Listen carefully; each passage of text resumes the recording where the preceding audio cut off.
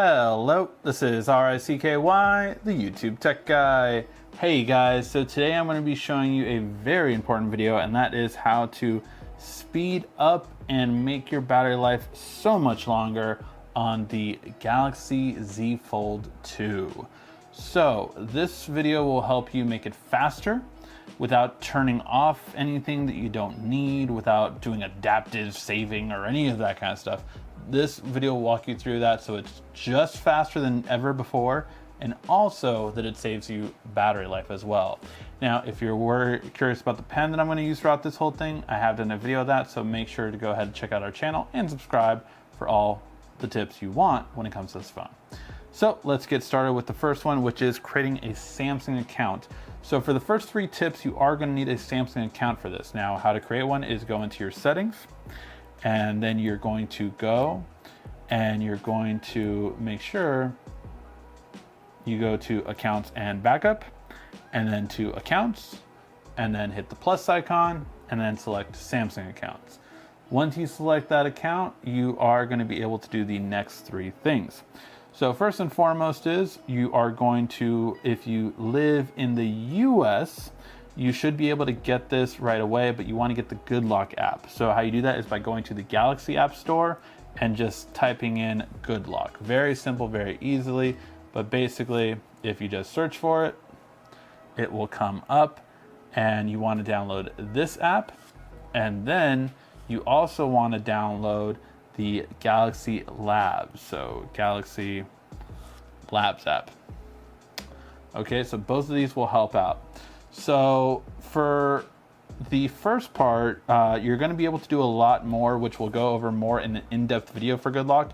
But Good Lock will allow you to do better multitasking here. It does correct every issue for apps like Instagram and everything like that in the I Love Galaxy Fold, and enable all apps for multitasking, so you can do split screen on any app you want, and create easy shortcuts for it too. So if I wanted to create this, boom, they work out, they look perfectly, and they work great.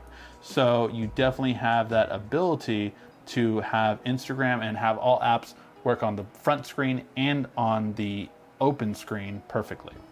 You're also going to want to download Galaxy Labs, because this app is going to make sure with Galaxy App Booster that after you update your phone each time, that your phone runs faster. So it's going to update every single app you have and optimize it to run with the new version of the OS. That's a really important feature that a lot of people don't always know about, so that's your first 2 tips. Next, you're going to want to get rid of Bixby Home or Samsung Daily if you haven't already. That will just make your home screen move a lot quicker. So that's very simple and easy thing to do.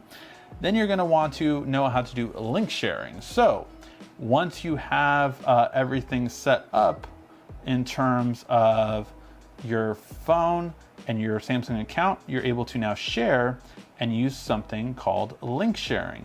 Link sharing creates a link that allows you to text message or email 4K videos to an iPhone, to anyone. It really is something very stupendous. So basically once you tap it, it will create a special link for you. And once you have that link, then you can send it via any way you want. So you can send it via WhatsApp, you can send it via text message, you can send it via Slack, you can send it via Instant Messenger, Facebook Messenger, Hangouts, however you want to send it, and it's the full uncompressed version of it.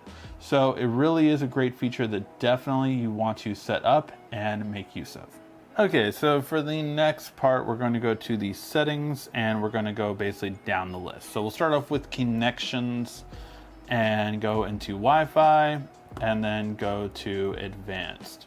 So for advanced, this is the part you're going to want to mainly go over, which is switch to mobile data. So this will switch when you need it, and turn on Wi-Fi settings automatically in places that you normally go to. So this is really useful, say for your work and your home. If you go to work every day and you have a Wi-Fi there, it'll automatically turn on when you go to that job, and it'll also do that automatically when you get home. Same thing for relatives' house. If you do happen to visit relatives right now, you can switch it automatically. So this just saves you in terms of battery life and makes your phone run smoother. Then we're going to go to NFC you would want on, as your Samsung account will also give you the ability to have Samsung Pay, which is amazing. Done plenty of videos on that, but basically it works anywhere. Then you're going to go to data usage. And on data usage, if you want to, you can turn on data saver. So what this does is basically limits apps in the background so that almost no apps really work in the background. Now you can do this and then do exceptions to it, say such as something like an email or something like social media if you want. And but this really does help for all of the apps that say are like widgets or weather apps or whatever you do not want to run in the background and take up data until you use them, like games. That would be something really good to use it for. So that's data saver. I don't use it because it doesn't work well with my battery tests, so I won't be using it for this time. All right, then we're going to go to sounds and vibrations. So a couple of things here we're going to want to go to, and that is first and foremost, we're going to go to sound quality and effects, and you're going to want to turn on Adobe Atmos for gaming. Equalizer, change it to what you want or customize it. I like rock, it's very simple and very easy. And then go to adaptive sound. Put on some headphones and customize your audio. It will sound so much better after you do this. So this is an important step that I definitely would recommend everyone do. Okay, so then from there, we're going to slide down again and go to display. So for display, you're going to want to do multiple things. So first, print to dark mode. That saves your battery life, as the darker wallpapers too help you out as well. So the darker the wallpaper, the more battery life you're going to get. Reason is every dark wallpaper, every dark pixel is actually your screen being off. So that helps you save battery life, and it looks pretty good too. Brightness, I always keep it around 70 or 80%. Turn off adaptive brightness. It only drains your battery life more than it helps you. This is a much better way to go, and trust me, you will be happier with this. Then we're going to go to motion and smoothness, which adaptive display looks amazing and is really smooth, but you should know that it will drain your battery life more. I do like it, so I will make the sacrifice, but you get about 1 full hour of screen on time more if you go to standard, so just know that. Blue light filter, set it up for a custom schedule. I basically have it come on at night when I should be going to sleep, which varies day to day, but set that up and set up your schedule for it. I will actually move this to be 11 because I do go to sleep a little bit later, have videos to do. And then screen mode, choose what you want. I love vivid, so I keep it at that. Font size, all that kind of stuff you figure out for your customization. Home screen. From here, you're going to want to do a couple of things. And first and foremost is you want to lock your home screen once you have it set the way you want to. I like this because it makes it so you don't accidentally move things. By the way, this is a big thing for people that always happen to find a random app somewhere. Swipe down notification panel. That is a really useful feature. And also rotate to landscape. All these features are the way you should go. Okay, then we're going to go to edge screen. Turn off any of these that you're not using because again, they just have sensors and things running in the background. So you want to turn them off when you don't use them. So I don't use edge lighting, so I turn that off. Navigation bar. This is a really good one. I do the swipe gestures, which are back, home, and recent. So the same way it used to be, but now it's just swipe up instead, and you save screen real estate that way too. So yeah, that's the way I do it, and I have it set up from left to right in terms of it. Okay, accidental protection. This you always want to have on so it doesn't accidentally go off in your pocket, and both of these come with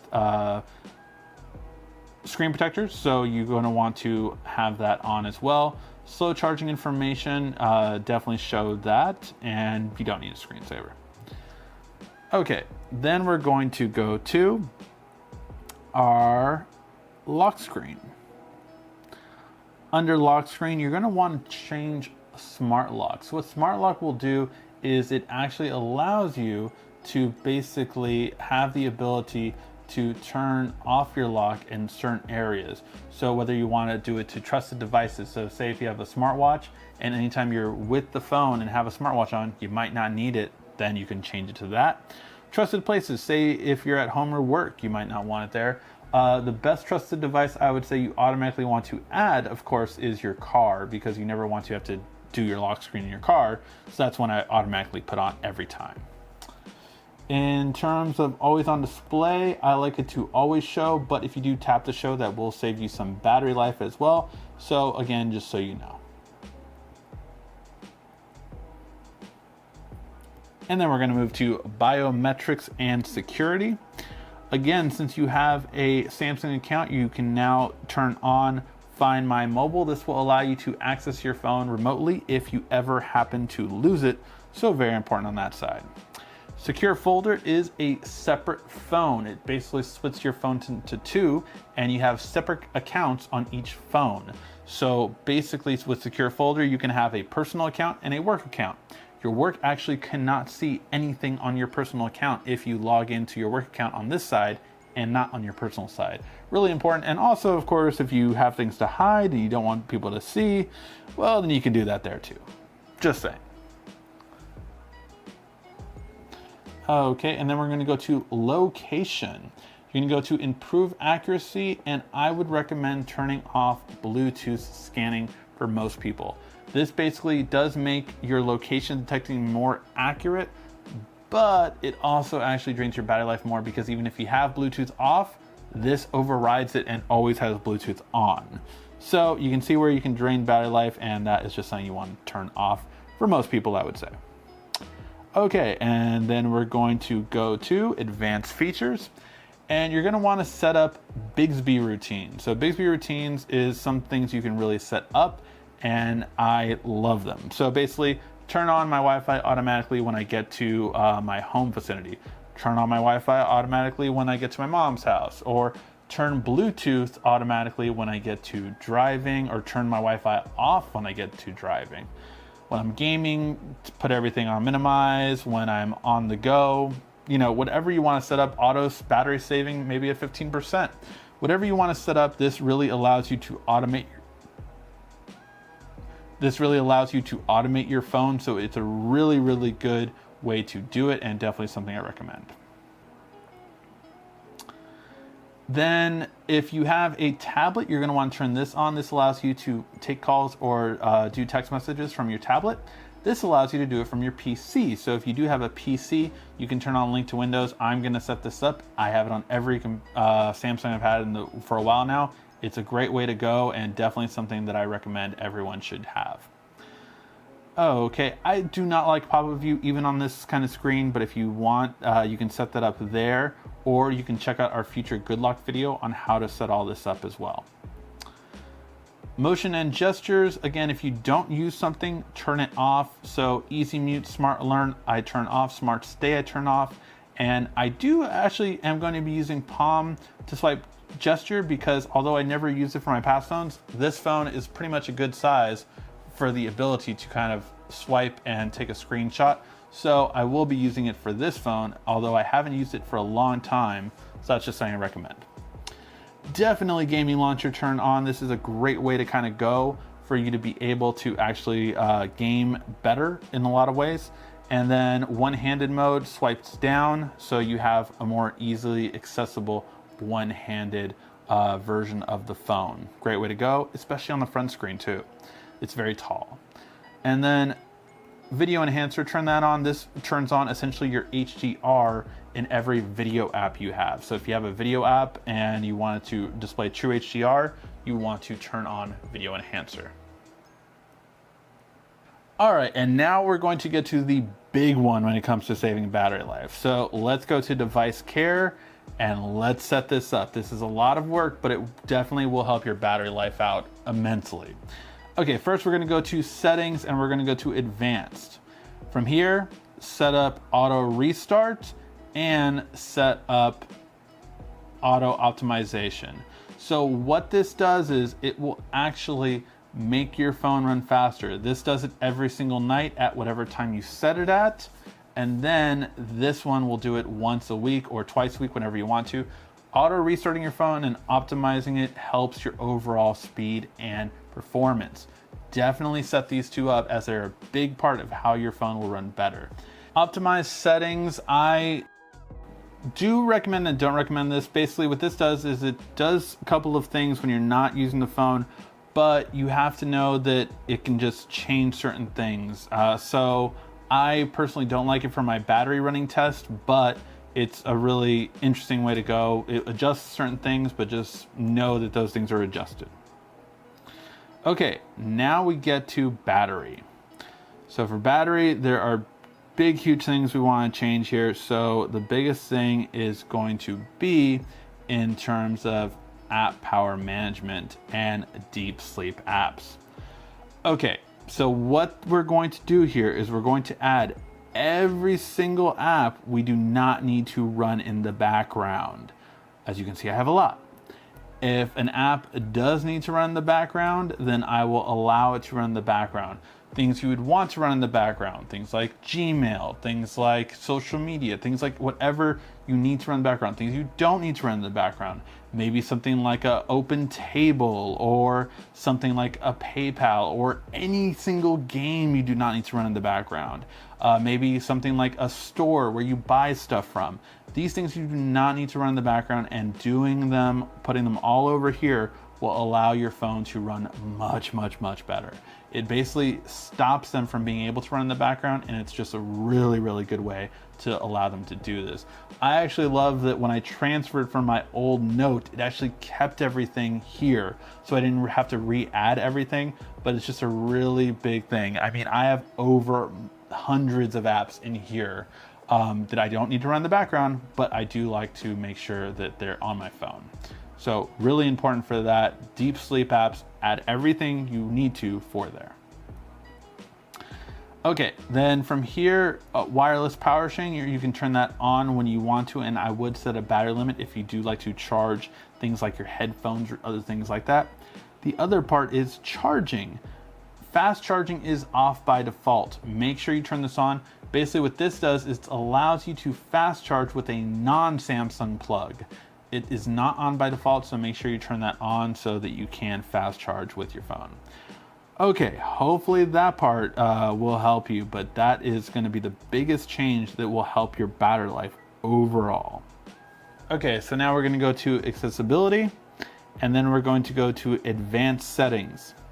Under advanced settings, you're going to want to turn on side and volume up keys to be color management, or color adjustment, sorry. Once you have that going, go to visibility enhancements, then go to color adjustment, and make sure the color adjustment is on grayscale. What this does is it's a very easy way to, again, keep your phone running just as fast as it normally would, but it's going to save you on battery life, because when you hit the volume up and the home button, you are going to turn the screen black and white.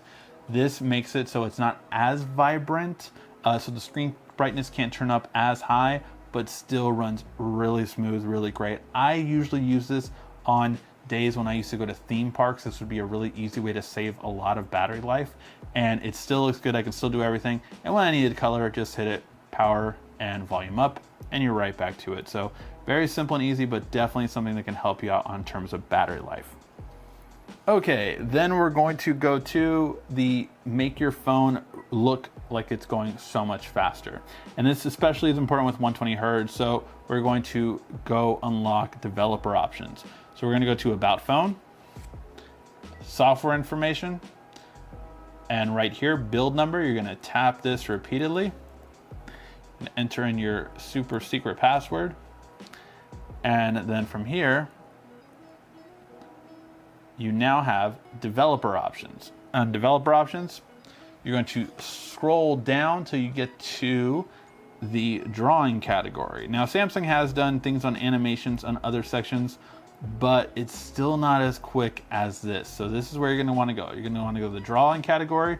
You're going to want to tap the three things, say animation scale, and put all of those to 0.5. This will make your phone move much, much quicker, and you will thank yourself for it.